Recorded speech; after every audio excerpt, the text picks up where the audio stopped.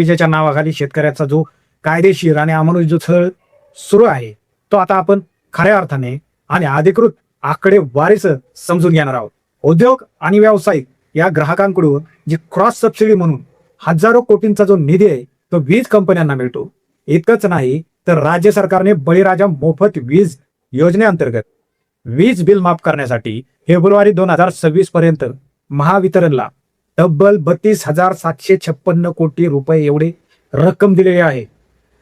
एवढी प्रचंड मोठी रक्कम दिलेली जी होती जाते कुठे? सबसिडी मिळूनही शेतकऱ्याला अजूनही वीज दिली जात नाही.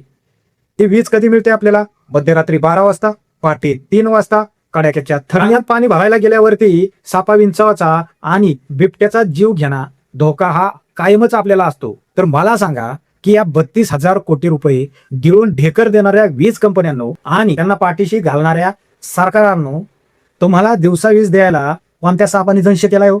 एसीत आरामात झोपता आणि माझा बाप रात्रीच्या कडाक्याच्या थंडीत विंचू आणि सापाशी खेळतो, बिबट्याशी 2 हात करतो.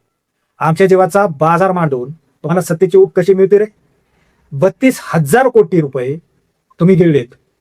मग आमच्या हक्काची वीज ही जाते कुठे? मध्यरात्रीच्या या जीव घेण्या अंधारातून आणि वीज कंपन्यांच्या या 32,000 कोटींच्या टाळ्याच्या गुलामगिरीतून शेतकऱ्याने स्वतःची सुटका ही कशी करायची?